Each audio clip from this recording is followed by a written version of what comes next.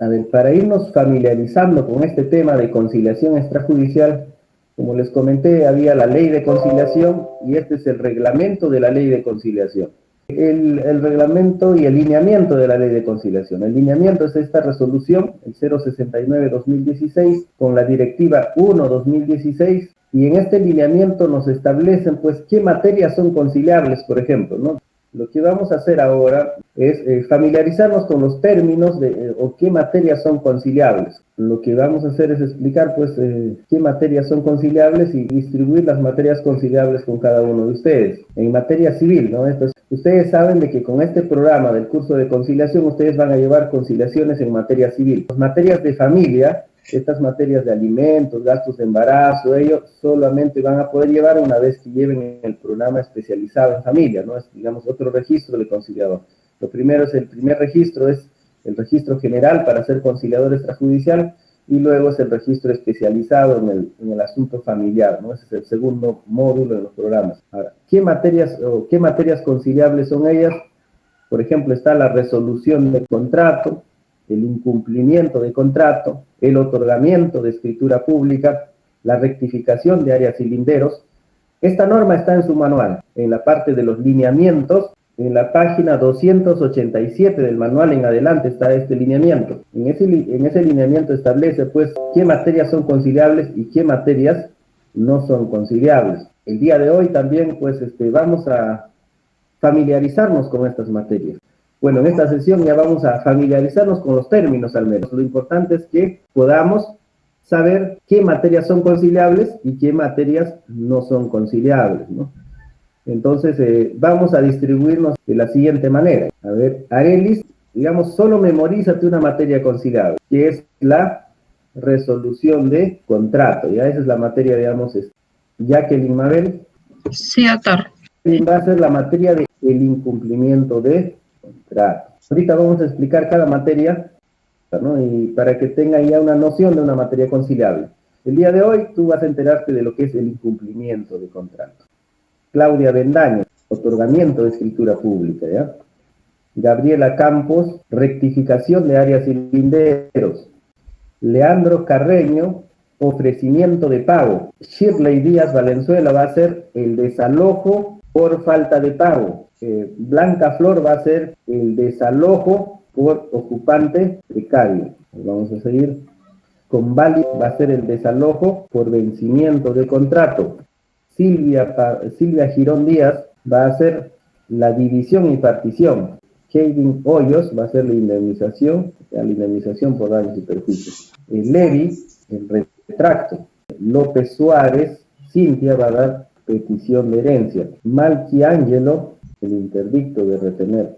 A Beatriz Matías, el interdicto de recobrar. Mundo Abriojo Sebastián André, obligación de dar suma de dinero. A Oyola Changana Sheila Yomira, obligación de hacer. A Palomino Licona Daniel Edwin, obligación de dar. A ver, a Paucar Miniano Yair Enrique, obligación de no hacer. A Sheila Pozo, reivindicación. A Santos Ramos, ampliación del plazo de contrato en materia de conciliable en contrataciones del Estado, ¿no? En las instituciones públicas. Ya. De Rojas Gamarra Ronnie, a ver, va a ser el tema de indemnización por daños y perjuicios. Consuelo Padilla Milagros, obligación de dar suma de dinero. De Verao Sánchez Laura, resolución de contrato. Y a ver, ahora la pregunta que voy a hacer va a ser fácil, ¿no? ¿Por qué? Porque lo que ustedes van a responder son ¿no? ¿Qué materias conciliables? ¿Ya? A ver, ¿qué materias son materias conciliables?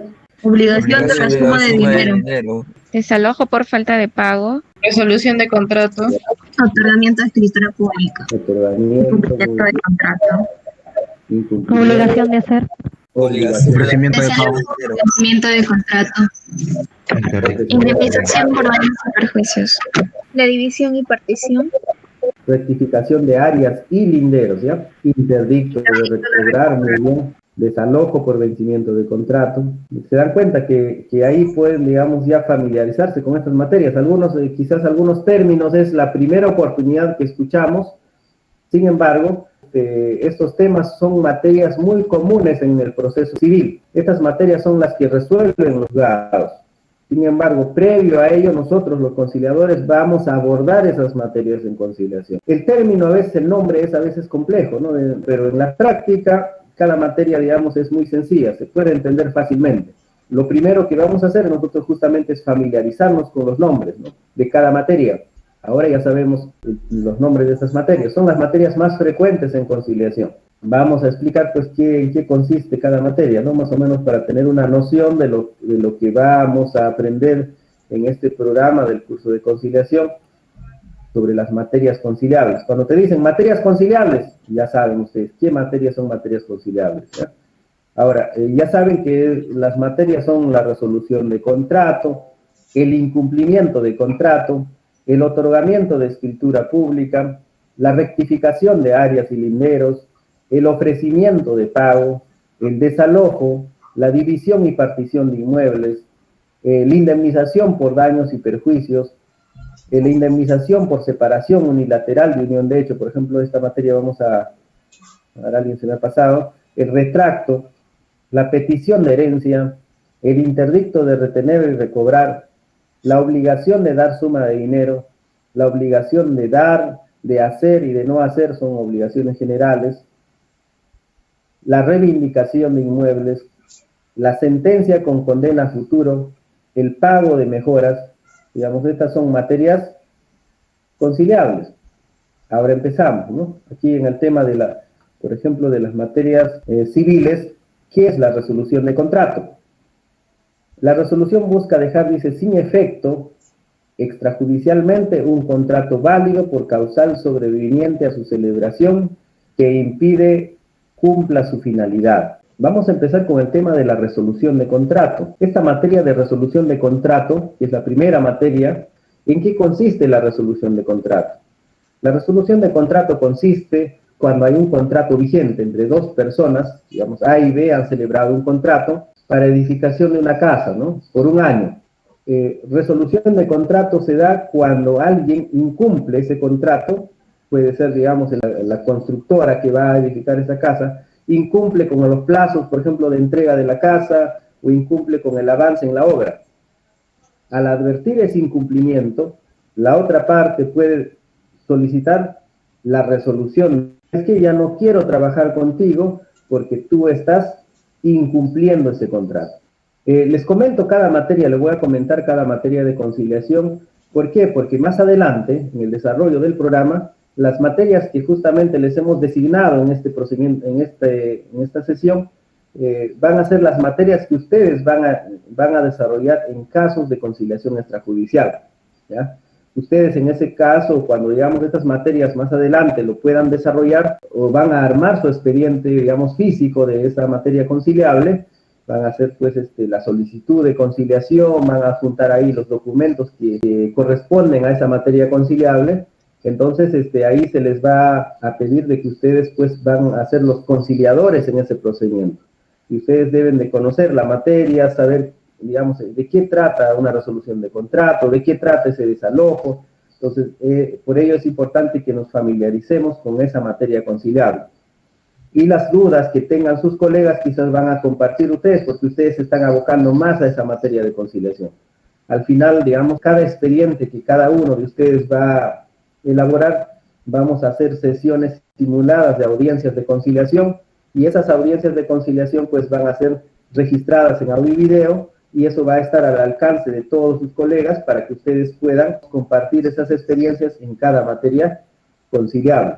Esta mañana ya sabemos los nombres de las materias, ahora más o menos para tener que es importante que cada uno que ha sido designado con cada materia conciliable, por eso es que la conciliación pues te ayuda a entrar al escenario del derecho y manejar ciertos temas diversos, al final pues para que ustedes más adelante, no solo como conciliadores, sino tal vez como asesores en esos temas, tengan una noción de cada caso, de cada materia, digamos, judicial. La materia de resolución de contrato se da, como les comentaba, cuando existe un contrato vigente entre dos personas en la cual una está incumpliendo y la otra, la afectada, la parte afectada, invoca la resolución del contrato.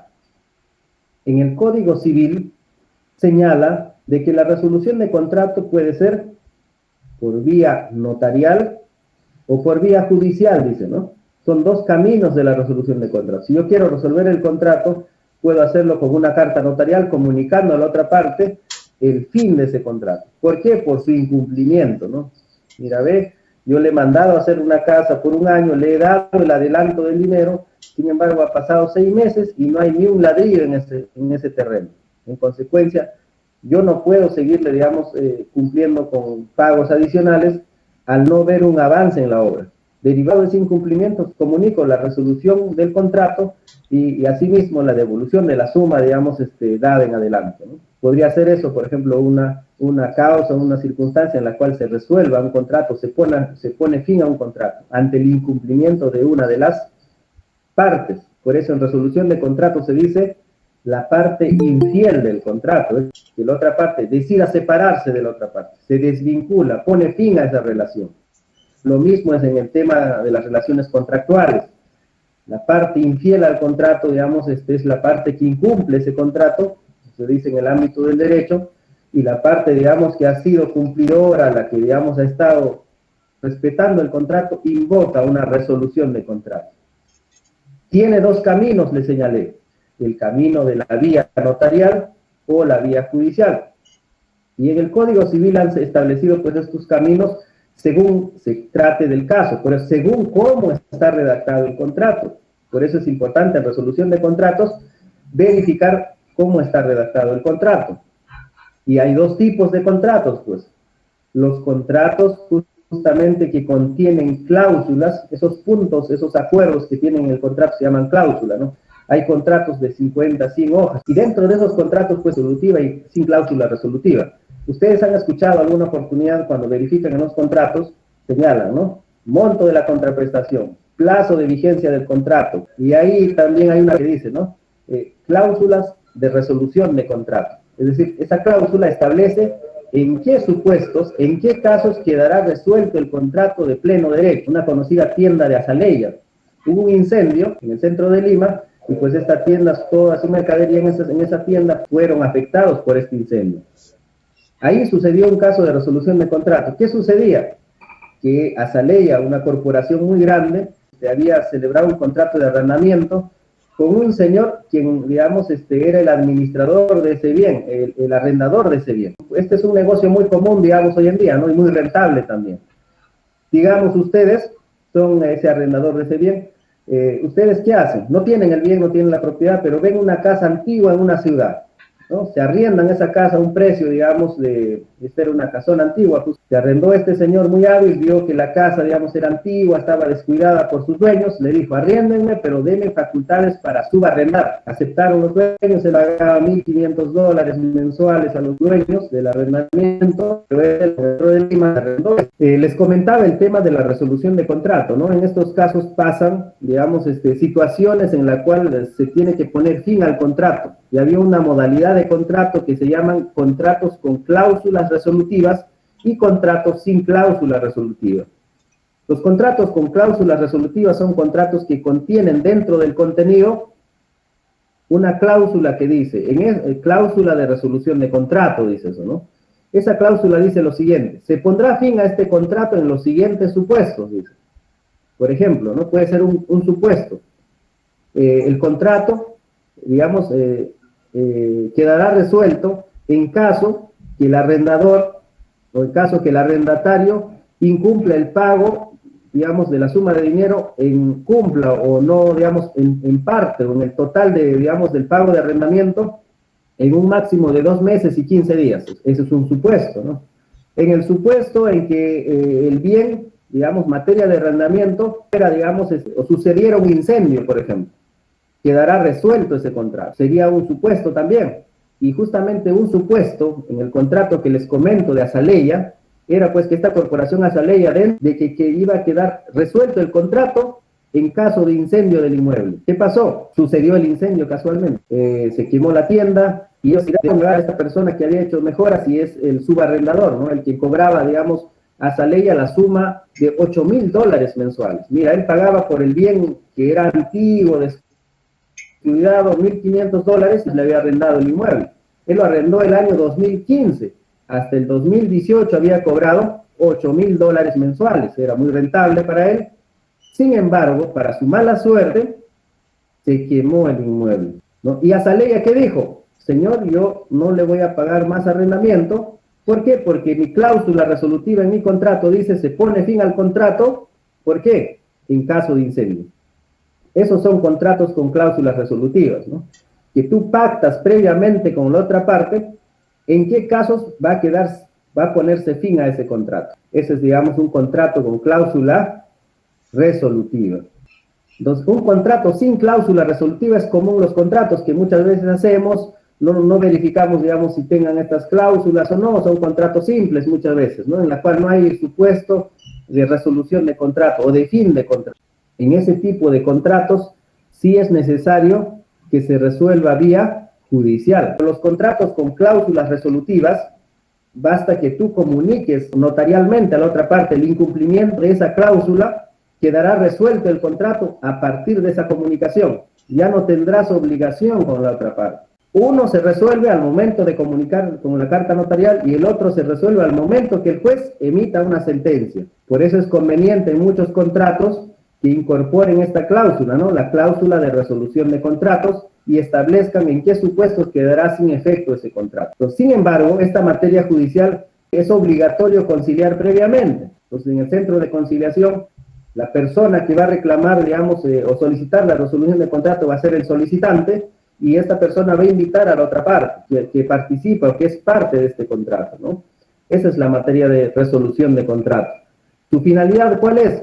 Señor, yo quiero poner fin a este contrato y devuélvame lo dado, ¿no? Digamos, cuando hay una resolución de contrato, las partes ponen fin al contrato y devuelven lo dado, recibido cada uno. Por ejemplo, en este caso, había dado un adelanto, digamos, de dinero, ese dinero será devuelto. Entonces, eso es una resolución de contrato. Entonces, esa es una de las primeras materias conciliables. La otra materia conciliable es la materia de incumplimiento de contrato. Digamos, incumplimiento de contrato, ¿será lo mismo que resolución de contrato? No es así, porque muchas personas, digamos, no diferencian bien el tema de resolución de contrato, de incumplimiento de contrato. ¿Y cuál es la diferencia, no? Yo cuando solicito una conciliación de resolución de contrato y cuando solicito una solicitud de conciliación de incumplimiento de contrato.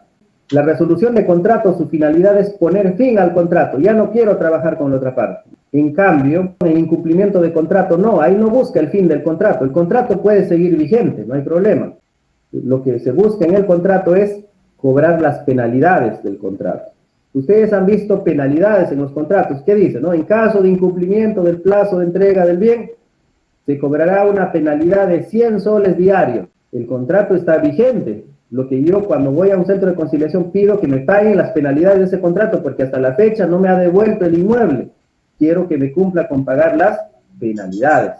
En ese caso, ¿cuál sería la materia conciliable?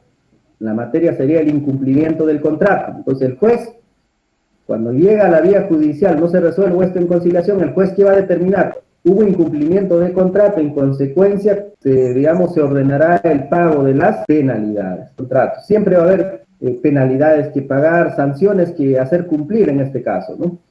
Un caso, por ejemplo, en este tema fue de una empresa, una corporación muy conocida, que tenía franquicias a nivel nacional. Esta empresa celebraba pues contratos con cada franquiciado a nivel nacional. La empresa opera aquí en Lima principalmente, pero su marca es muy conocida y el contrato ha sido suscrito en Lima, y en caso de controversia también han señalado como ciudad o jurisdicción de resolución de la controversia en Lima.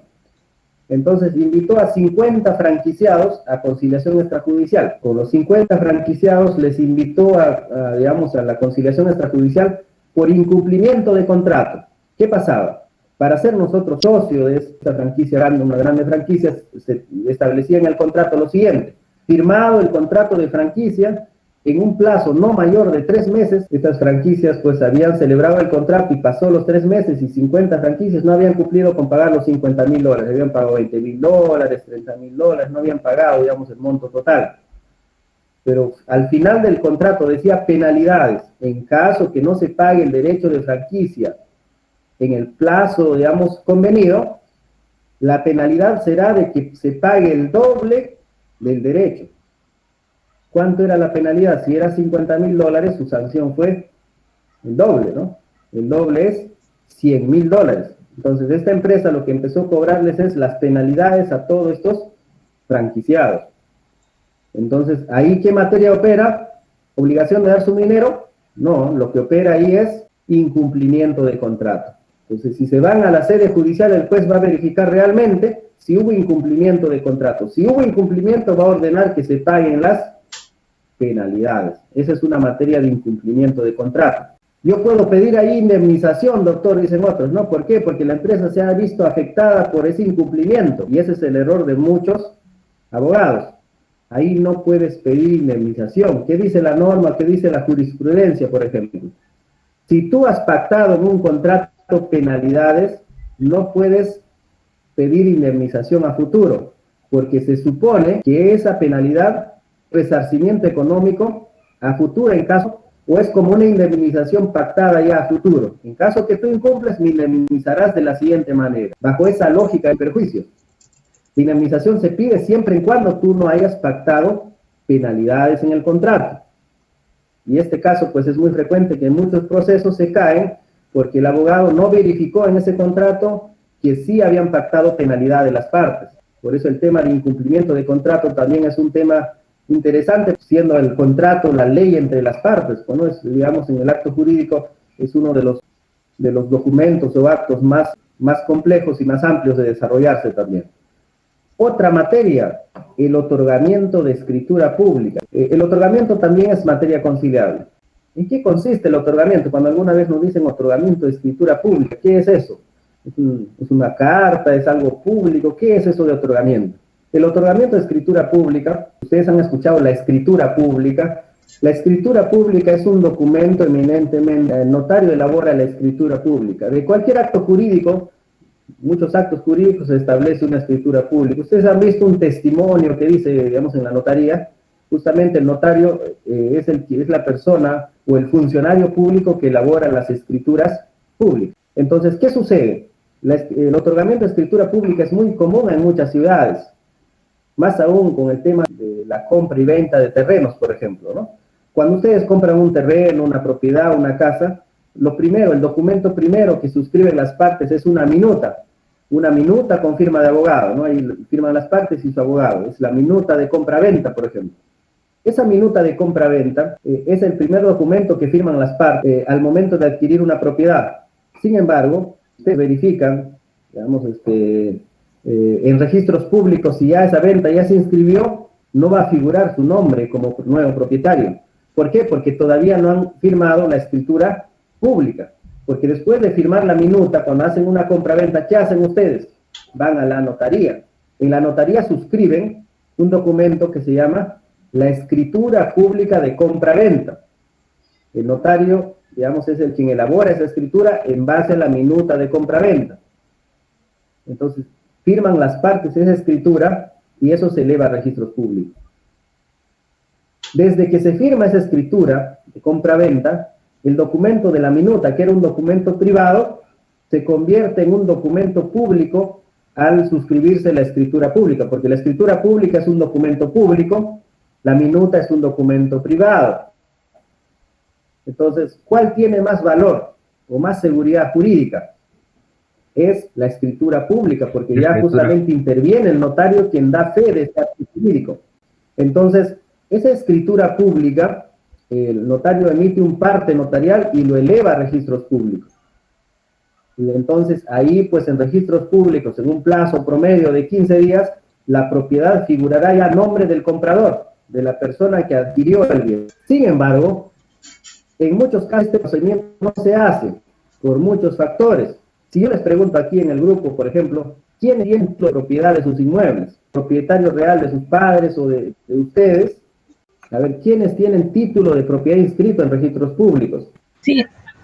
Sí. Doctor. Sí han verificado, ¿no? Está saneada, se dice, ¿no? Está saneada, ¿por qué? Porque tiene un título de propiedad a su nombre. Pero ¿qué pasa? En nuestro país la informalidad es muy frecuente, que muchas propiedades todavía no tienen título, no están inscritas en registros públicos.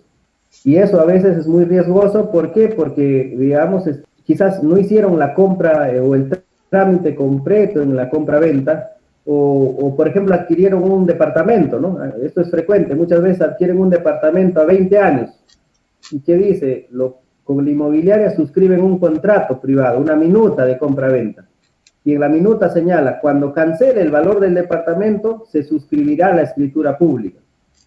Entonces el señor cumple con pagar el valor del departamento los 20 años, termina de pagar los 20 años, quizás fallece y por descuido, ahí queda la propiedad. No transfieren, digamos, no celebran la escritura pública. Peor aún, que la empresa inmobiliaria desaparece o está desatendida del saneamiento y ese departamento nunca pasa a nombre de este comprador, figura en nombre del inmobiliario. Entonces va a ser un riesgo al momento de que quiera vender, por ejemplo, no va a poder transferir el inmueble porque va a figurar todavía a nombre del anterior propietario. Esto pasa, por ejemplo, frecuentemente ahora con el sector inmobiliario, ¿no? En la cual se compra a crédito las propiedades y después de 20 o 30 años recién las personas suscriben la escritura pública. Ha sucedido esto en algunos mercados, por ejemplo en el centro de Lima, en la cual pues habían adquirido propiedades inmobiliarias algunas tiendas o algunos mercados, y con el tiempo esta inmobiliaria había cambiado de propietario, y este nuevo propietario, al verificar en la lista, digamos, de tiendas, y estas tiendas figuraban todavía a nombre de la inmobiliaria, no había suscrito la escritura pública.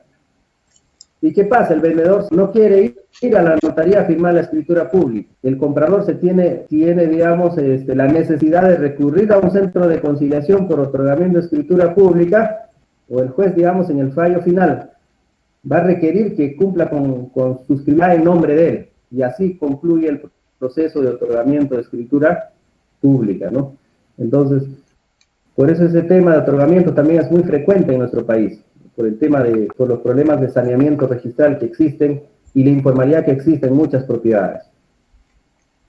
Otra materia es la rectificación de áreas y linderos, ¿no? Cuando sea necesario, por ejemplo, determinar un área y lindero o medida perimétrica de un inmueble, o cuando exista discrepancia entre estas y las que aparecen en correspondiente partida registral, es posible que el propietario del predio y los propietarios de todos los predios colindantes puedan realizar actos de disposición con la finalidad de solucionar y poner fin a la discrepancia sobre el área, medidas perimétricas o linderos según corresponda.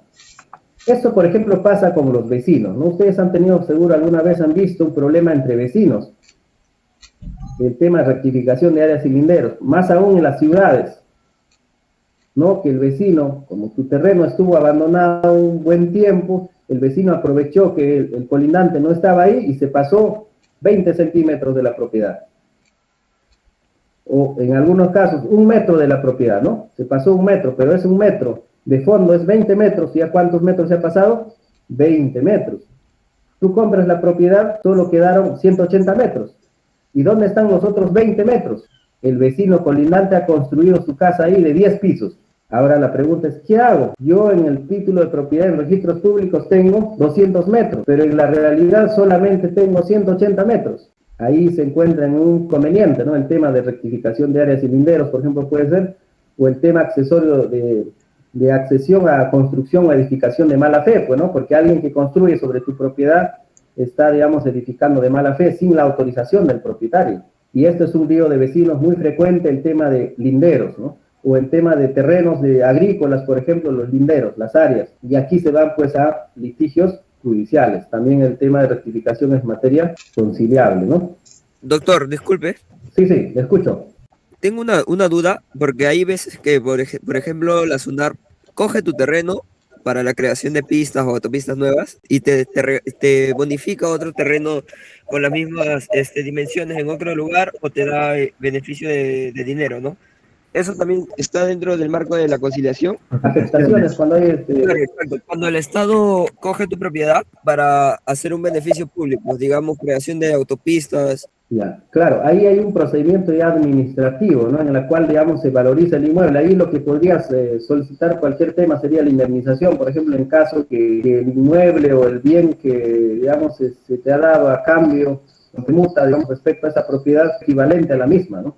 podría ser la indemnización por daños y perjuicios una materia conciliable, claro, porque ese es un procedimiento administrativo que se hace en el tema, digamos, de afectación de bienes, afectación en las calles, por ejemplo, las municipalidades que hacen, tendrían que reconocer, reembolsarte ese monto que corresponde, ¿no? Respecto a ese trámite. Si no se cumple ello, podrías tú pedir quizá una indemnización por daños y perjuicios derivados de ese daño a la propiedad, ¿no? Porque si bien es cierto, la propiedad no es absoluta, sin embargo, sí tienes tú el derecho a reclamar como propietario, pues, el reconocimiento del valor equivalente a esa propiedad, si en caso no te reconocen bajo ese procedimiento.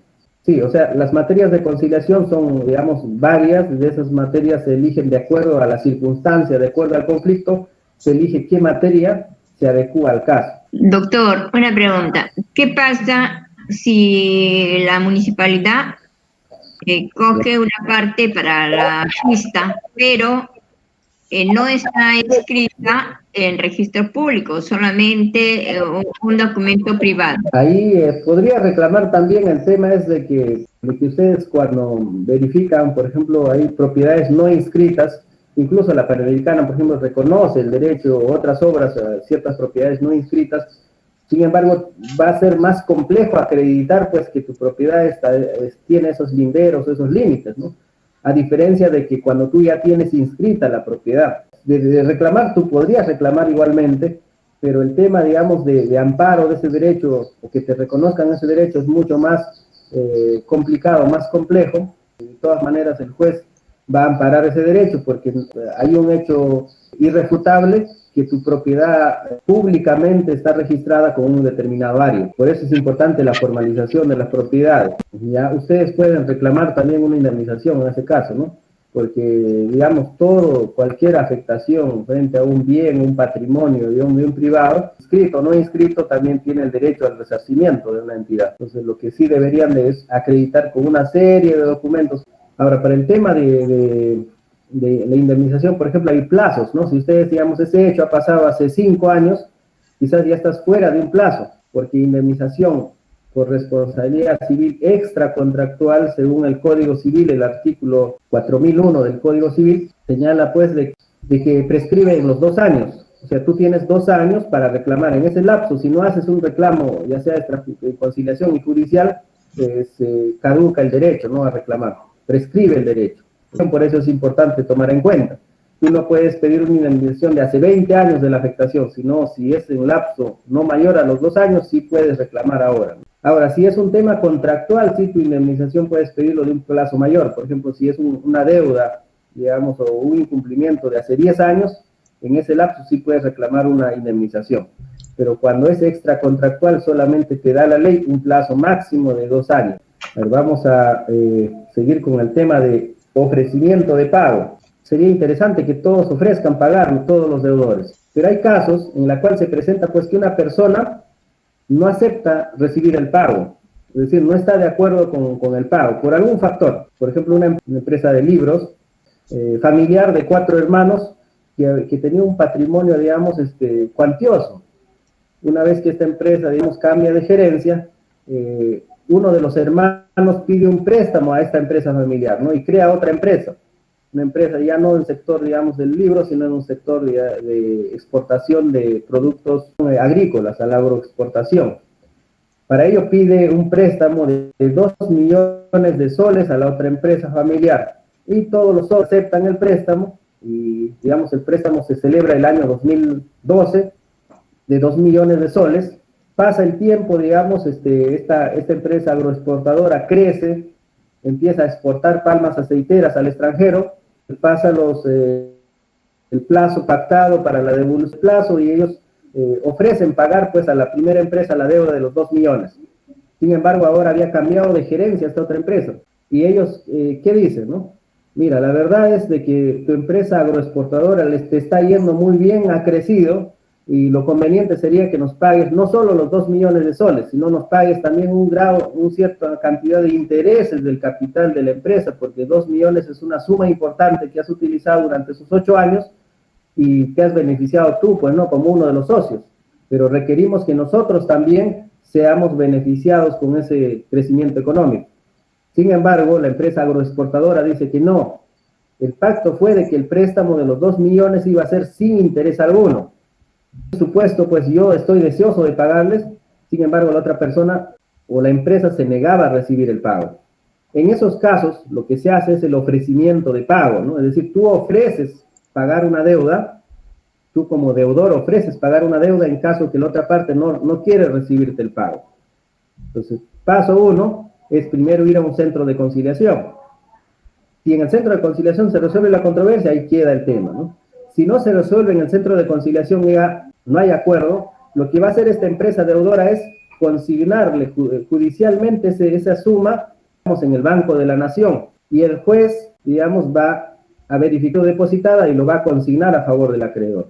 Entonces, eso es, digamos, un ofrecimiento de pago, en la cual el deudor ofrece pagar al acreedor, porque esta persona, muchos factores o por muchos temas, no acepta dicho pago, ¿no? En esos casos se da el ofrecimiento de pago. Otra materia frecuente es el desalojo. Ustedes han escuchado del desalojo. Hoy en día, en la pandemia, por ejemplo, muchos alquileres, muchos locales arrendados están pues siendo desalojados, ya sea por demora en los pagos, muchos negocios han fracasado, y esta situación hace de que cada día incrementen los procedimientos conciliatorios. Aquí la única diferencia en los desalojos que tienen que hacer es la causal del desalojo. ¿Qué es un desalojo? Es cuando uno, como solicitante, pide que le restituyan el bien que ha sido arrendado o que la otra persona sin título alguno está ocupando, un bien de nuestra propiedad, ¿no? Que desocupe esa propiedad. Entonces, o cuando vence un contrato, ¿no? Tú arrendaste por un año, pero esta persona continúa, digamos, en el bien, sin tu consentimiento. Pues tú puedes pedir la entrega del bien o el desalojo del bien por vencimiento del contrato. Por eso hay 3 causales, por ejemplo, conocidas en la vía ordinaria de desalojos. Uno es el desalojo por falta de pago. Tú puedes solicitar un desalojo por falta de pago, transcurrido esa demora en el pago de 2 meses y 15 días. Dice, hermano, voy a solicitarle en conciliación el desalojo por falta de pago. No puedes hacer. Tiene que transcurrir 2 meses y 15 días como mínimo el plazo de demora para que recién, digamos, tú puedes invocar el desalojo por falta de pago. Ya, ese es un requisito esencial para el desalojo por falta de pago. Cuando no paga la otra persona, tú tienes el derecho de accionar un desalojo y poner fin incluso a ese contrato, ¿no? Porque no vas a esperar que culmine el contrato de 2 años de arrendamiento cuando esta persona no te está pagando ya 2 meses y 15 días de atraso. Entonces, en ese caso, tú lo que procedes es con una conciliación por desalojo. Ahora, en el tema de desalojo por ocupación precaria es distinto, ¿no? No hay contrato entre las partes, o si hubo ese contrato quedó resuelto o falleció quien arrendó el inmueble. En ese caso, lo que queda, ¿qué es? Lo que queda únicamente es un desalojo por ocupación precaria. Quien ocupa sin título alguno, sin documento alguno una propiedad, es precario. Frente a ello, el propietario o el copropietario puede accionar un desalojo. A ese desalojo se le dice desalojo por ocupación precaria. Ahí el juez va a determinar si realmente este señor está ocupando esa propiedad sin título alguno. En consecuencia, si eso se acredita, va a ordenar el desalojo. Es un desalojo que demora más tiempo porque, digamos, es más complejo en su desarrollo, ¿no? Lo más fácil, lo más conveniente muchas veces el desalojo por falta de pago o el vencimiento, porque en esos casos siempre hay un contrato.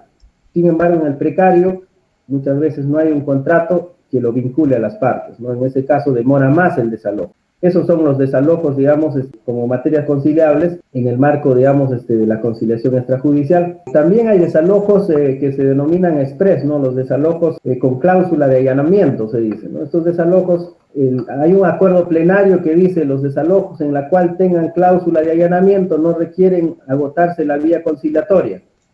Es decir, no requieren que vayas a un centro de conciliación directo, ya puedes demandar en esos desalojos considerando que son desalojos express. Sin embargo, algunos jueces todavía tienen un criterio distinto a ello y exigen que también hagan conciliación previa.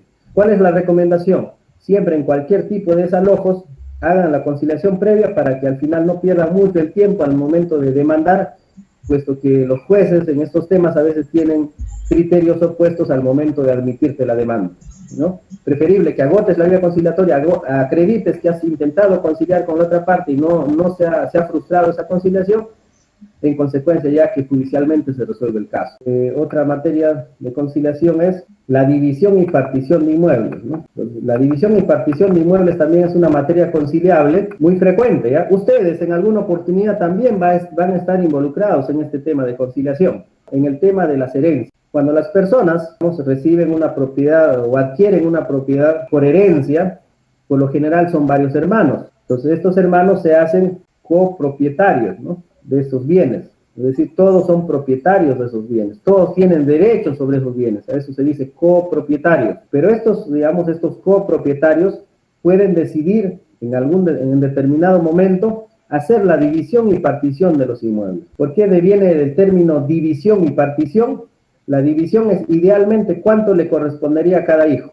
Y la ley que dice, en forma proporcional, en partes iguales, no es el hijo que más tiene o el que menos tiene, todos los hijos tienen iguales derechos. Respecto al tema de esta división y partición, el término partición es ya físicamente cómo va a estar dividido el bien, cómo va a estar dividido físicamente el bien. Ahora, cuando hablamos de bienes, pueden ser bienes inmuebles o bienes muebles. Por ejemplo, se dice que son bienes inmuebles, por ejemplo, las propiedades, las casas. Bienes muebles se dicen, los vehículos, el dinero. ¿Será un bien mueble o un bien inmueble? Es un bien mueble también. Las cuentas bancarias también son materia de división y partición. Entonces, todos los bienes se dividen en partes iguales. Lo que sucede en muchos casos, más frecuente la división y partición es en los bienes inmuebles, en las propiedades, en las casas, por ejemplo. Los hermanos a veces no hay una claridad en el acuerdo, o los copropietarios no tienen, digamos, un acuerdo definido a veces en cómo dividirse el inmueble. El otro dice, no, yo quiero el primer piso, yo quiero la esquina, yo quiero, digamos, la entrada principal, y hay un pleito entre los copropietarios. Y esto es muy frecuente ver en el ámbito del derecho. Por eso es que llegan a un centro de conciliación muchos copropietarios a buscar una solución a este conflicto. Podría ser que lleguen a un acuerdo, ¿no?, de que el primero será para uno de los hermanos, el siguiente piso para el otro, el tercero para el otro, y firmen ese acuerdo. Pues una vez firmado ese acuerdo de división y partición, lo que ellos van a hacer es ir a la notaría a suscribir la escritura pública de división y partición del inmueble. Esa escritura se va a elevar a los registros públicos y se va a inscribir esa división y partición en cada propiedad, digamos, que ha sido materia de división y partición. A partir de ese momento ya dejan de ser copropietarios, porque ellos están acordando dividirse las propiedades, poner fin a la copropiedad, ¿no? Entonces eso va a ser frecuente en su caso. Es un tema que deben de conocer, el tema de división y partición de inmuebles, que es materia conciliable también. Para ello, lo que se recomienda por seguridad jurídica también siempre es que las propiedades, materia de división, sean propiedades con título de propiedad, que estén inscritas en registros públicos. Porque a veces te traen documentación que no esté inscrita y pasa de que ese bien ha estado inscrito a nombre de un tercero. Y no puedes ustedes disponer de bienes de terceros, ¿no? Por eso es importante que cuando hagan división y partición, de preferencia hagan respecto a bienes inscritos, no bienes, digamos, que pertenecen a terceros. Entonces, eso también es una materia compleja a veces por el número de personas, ¿no? A veces en algunas familias tienden a ser pues 8 hermanos, 10 hermanos, o copropiedades también, o la cantidad de bienes. Por ejemplo, habían 2 hermanos que habían heredado propiedades en el Estadio Monumental, tenían, digamos, palco suite, tenían departamentos casi en todos los distritos de Lima, propiedades en provincias, tenían una cantidad de propiedades, empresas igualmente, ¿no? Entonces, estos 2 hermanos fue muy compleja la discusión porque pasaba de que uno de ellos quería quedarse con el palco, ambos eran de la U, ¿no? En el Monumental tenían un palco suite y uno de ellos quería quedarse con el palco. El otro también quería quedarse con el palco, ¿no? Es un pleito a veces en este tema, por eso es complejo el tema de división y partición. Ya de acuerdo a la cantidad de bienes, de acuerdo al número de personas que son copropietarios, se discute este tema de división y partición. Ya más o menos tenemos esa noción entonces. La otra materia conciliable es la indemnización por daños y perjuicios. La indemnización por daños y perjuicios también es una materia de conciliación frecuente. Hay dos tipos de indemnización por daños y perjuicios, ¿no? La indemnización contractual y la indemnización extracontractual. La indemnización contractual es cuando la indemnización deriva de un contrato, y extracontractual cuando la relación entre las partes surgió desde el hecho dañoso. Por ejemplo, este caso es en un accidente de tránsito. ¿Es contractual o es extracontractual el accidente de tránsito cuando tú cruzabas la pista y de pronto fuiste arrollado por un bus? Extracontractual, doctor. Extra, porque las partes no tenían un contrato vigente al momento del hecho dañoso. El hecho dañoso los vinculó, uno víctima y el otro, digamos, el quien ha cometido esa falta, de acuerdo, determinando las circunstancias. Entonces, en ese caso, ¿correspondería una indemnización? Sí, correspondería una indemnización. Ahora, para cuantificar la indemnización, el accidente de tránsito, por ejemplo, partamos, ¿no? ¿Cómo cuantificamos la indemnización? Ya, la indemnización por daños y perjuicios vamos a cuantificar en 4 conceptos básicos, ¿ya? En 4 conceptos básicos. Uno, un concepto del tema de indemnización, el daño moral, por ejemplo. El otro es el lucro cesante, el daño emergente y el daño a la persona, ¿no? Son 4 personas. ¿Pueden estar presentes los 4 en un accidente de tránsito, por ejemplo? Podría ser que sí. Por ejemplo, el daño a la persona, ¿no? Esta persona ha tenido lesiones en el cuerpo de ese accidente. ¿Cuánto se cuantifica esas lesiones? Perdió los 5 dedos del pie. Bueno, eso, digamos, es una lesión complicada, ¿no? 5 dedos del pie. O solamente tuvo un rasmillón. Entonces, en base a eso se va a cuantificar el daño a la persona. ¿Cuánto es la afectación a la persona? Número 2, el daño moral. ¿Cuánto ha afectado su proyecto de vida de esta persona?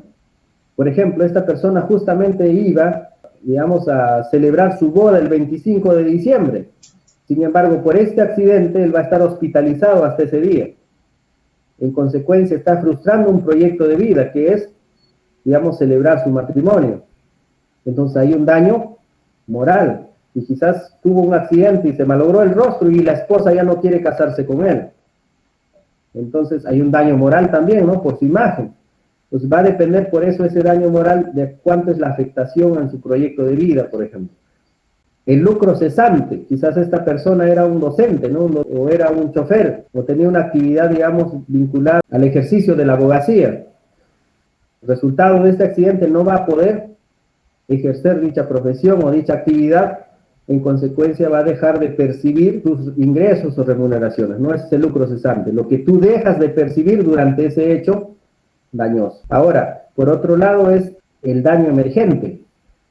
El daño emergente en este caso sería todos los gastos necesarios que va a hacer él para recuperar la salud. Por ejemplo, los gastos en medicina, en tratamiento, en operación, todos esos temas son daño emergente, ¿no? Los gastos generados productos del hecho dañoso.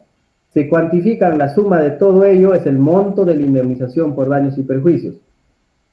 Señalamos que no en todos los daños se fija, digamos, una indemnización, sino en algunos casos nada más, ¿no? Por ejemplo, digamos, no van a fijar daño a la persona cuando la indemnización es un tema contractual. No hubo una afectación a la física a la persona, ¿no? Solamente se incumplió el contrato. ¿Generó lucro cesante? Sí, pues se generó, dejó de percibir derivado de ese contrato de arrendamiento. Si incumplió el contrato de arrendamiento, puede haber una indemnización. ¿Por qué? Por lucro cesante. Dejó de percibir sus ingresos el arrendador. Por daño moral, quizás él tenía planes con ese dinero o viajar, por ejemplo, ¿no? Ya se afectó digamos, esta demora en el pago del arrendatario, le ha afectado en su proyecto de vida. Podría haber, digamos, daño emergente, quizás no todo lo que le ha implicado, digamos, este tema le ha generado otros gastos. Podría ser. Entonces, es importante por eso determinar qué daños está en esa circunstancia, o en ese accidente, o en este incumplimiento del contrato. No todos los daños están presentes en muchos casos. Eso es la indemnización por daños y perjuicios. Es una materia de conciliación también frecuente en los procesos judiciales. Otra materia de conciliación es el retracto, ¿no? El retracto deriva, digamos, tiene un derecho de retracto. Por ejemplo, el copropietario tiene el derecho de retracto, se dice el arrendatario. ¿Qué es el retracto? El retracto es el derecho de acción que tiene, digamos, una de las partes, la parte afectada en este caso, frente a la otra parte, derivado de un acto jurídico, ¿no? Derivado de una disposición de un acto, de un bien o de una cosa. Por ejemplo, cuando un copropietario tiene un derecho de preferencia respecto a los demás. Por ejemplo, son 4 hermanos, son copropietarios de una casa. Si uno de los hermanos quiere vender su copropiedad, su porcentaje de derechos y acciones, por ejemplo, su 25%, entre los 4 están 25% de las acciones cada uno, son copropietarios de ese bien, y uno de ellos quiere vender su 25% de la propiedad y lo vende a un tercero, fuera de los 4. Los otros 3 tienen un derecho a hacer el retracto. ¿En qué sentido? Al advertir de que esos bienes transferidos a un tercero no debieron de ser transferidos sin conocimiento, sin oferta primera a los copropietarios, porque los copropietarios tienen el derecho de preferencia. Ellos son los primeros que debieron ser ofertados con digamos, con la venta de este bien. No puede vender sin ofertar primero a los copropietarios, no puede vender el bien a terceros, ¿no? En ese tema, los copropietarios pueden accionar un retracto. En eso van a citar, pues, para que deje sin efecto, se retracte esta venta, y los que deberían en sí, digamos, ser beneficiados con esa venta serían los copropietarios. Para ello, cuando, digamos, hay una copropiedad y alguien quiere disponer de su porcentaje de derechos y acciones, lo que hace es primero una oferta a los copropietarios, digamos, yo les oferto en vender a $50,000 mis derechos y acciones. En plazo de 15 días quisiera escuchar esa oferta, caso contrario venderé a un tercero, ¿no? Si los copropietarios no contestan o no dicen nada respecto a su interés de comprar esos derechos y acciones, ahí sí el copropietario puede vender a un tercero. Y cuando vende a un tercero, este tercero ya forma parte de la copropiedad, pues porque él ha adquirido los porcentajes de derechos y acciones de uno de los copropietarios. Ese es, digamos, el tema del retracto. Por ejemplo, el arrendatario también podría hacer lo mismo. Se entera que el propietario ha vendido el inmueble, él puede interponer un retracto porque el derecho de preferencia, al no haber sido ofertado este arrendatario como el primer postor para la compra, porque él tenía un derecho de preferencia respecto a los demás, porque él estaba en posesión del inmueble. Por eso es importante, cuando hagan ventas de inmuebles que están arrendados, primero la oferta lo tiene el derecho de ser ofertado, es el arrendatario, el primer posible. Después de él, puede ya venderse a un tercero, ¿no? Si tiene interés en comprar el bien. ¿Ya? Entonces, en ese criterio está el tema del retracto. También pasa en algunos casos, pues, por desconocimiento, las personas ya sé los problemas y no tenían, digamos, intención de vender a sus copropietarios, sin conocer que el derecho que tienen los copropietarios se llama el derecho de preferencia. ¿Quién, digamos, tiene el derecho de preferencia? El copropietario, también el arrendatario, ¿no? En sus casos se toma en cuenta a ellos primero. Ya ese es el derecho de preferencia. En el ámbito de la conciliación extrajudicial también puede ser materia conciliable el retracto. Es una materia no obligatoria, es facultativa. En estos casos pueden ir directo a la vía judicial también. El retracto no es obligatorio conciliar. Los anteriores materias que estamos señalando sí es obligatorio conciliar. En esos casos sí es obligatorio que primero se agote la vía conciliatoria. También hay otra materia también. No, doctor, una pregunta antes de pasar. El retracto, supongamos que los dueños de las acciones sean hermanos y uno de ellos le vende a sus hijos. ¿Los hermanos pueden retractar? ¿Pueden hacer el retracto? Así es, porque ellos tienen el derecho de preferencia. ¿Y los hijos de una de ellas no? No, primero son los copropietarios del bien. Y luego los hijos. Luego ya, digamos, terceras personas. Sí, eso tenemos que tomar en cuenta siempre, ¿no? En el tema de venta, de disposición de bienes. Hay que ofertar primero a los copropietarios y luego a los demás. La otra materia también, ¿no? Estas materias son muy interesantes, pues es la petición de herencia. Profesor, una consulta. Bueno, por ejemplo, si es un predio de repartición de herencias, como usted dice, y un hermano nomás, por ejemplo, a las espaldas de los demás haya vendido los demás terrenos, ¿se podría hacer algo ahí? Depende del plazo de la venta, ¿no? Por ejemplo, el retracto se puede accionar hasta un plazo que considero de 6 meses aproximadamente, creo que es el plazo máximo que puedes interponer un retracto. Hay un plazo para retractar. Si ya pasó el tiempo y el bien está inscrito hace 10 años, bueno, ya digamos, se dice que cualquier bien o cualquier acto inscrito en registros públicos se presume ya como público, no es necesario que te lo avise, ¿no? Sino, digamos, basta que esté inscrito ya un buen tiempo ese bien en registros públicos, ya no puedes accionar el retracto, ¿no? O sea, hay vigencia, quiere decir como 10 años, para poder hacer un reclamo o algo así, ¿no? No, me refiero de que debe estar ya, digamos, si este bien ha sido vendido, por ejemplo, el año 2019, Ya. o en 2015 se vendió el bien, está inscrito en registros públicos. Como ya pasó el tiempo inscrito en registros públicos desde el 2015, ya ha pasado tu plazo para interponer el retracto, ¿no? No puedes ya retractar esa venta. Sin embargo, si el bien, digamos, está dentro del plazo para retractar, creo que es 6 meses, en el plazo, digamos, del retracto, entonces sí puedes tú accionar este retracto, ¿no? Porque, digamos, es reciente la venta, es reciente la inscripción a registros públicos. Ya. Siempre y cuando no esté en los registros, inscrito en los registros públicos. Siempre y cuando, por ejemplo, se vendió una copropiedad, digamos, este mes de septiembre, ¿no? Se ha inscrito a registros públicos. Tú tomas conocimiento que está inscrito en registros públicos esa venta. Contra ellos puedes hacer el retracto porque tú eres el copropietario. Doctor, disculpe, la nulidad de actos jurídicos de mala fe en ese caso de que, como menciona el compañero, lo había vendido, ¿no? A sabiendas de que hay otros herederos. Pero ese acto jurídico que ha llevado a cabo tiene un fin ilícito, ¿no? Porque realmente lo ha hecho de mala fe y para enriquecerse solo, sabiendo que también lo contribuye a sus hermanos. En ese caso, en el centro de conciliación, claro, ¿no? Como usted dice, puede ser los 6 meses, pero para que sea nulo ese acto jurídico se puede llevar a cabo ese proceso, ¿no? En un proceso de conocimiento, ¿no? Que es la nulidad de un acto jurídico. ¿Qué opina usted al respecto? Disculpe. Muy bien, Luz. A ver, hay que precisar ahí, ¿ya? La nulidad de acto jurídico no es materia conciliable, nosotros no podemos discutir nulidades.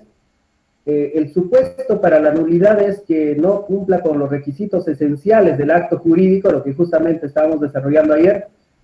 Si esos requisitos no cumple, es nulo el acto. En este caso, el siguiente es, el acto sí es válido, porque sí ha cumplido con los requisitos esenciales del acto jurídico.